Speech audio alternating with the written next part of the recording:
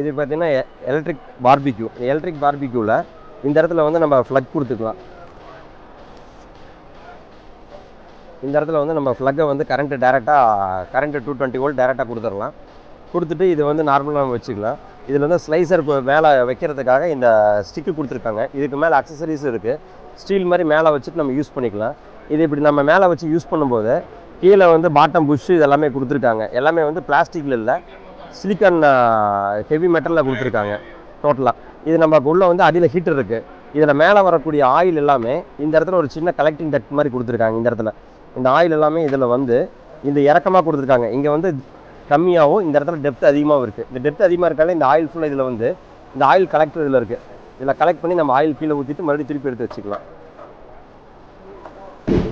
இது சைஸ் வரையாக இருக்குது. இது பார்த்தீங்கன்னா ஒரு 10 inches by 2 feet இருக்குது. இது 2.5 feet by 1 feet இருக்குது.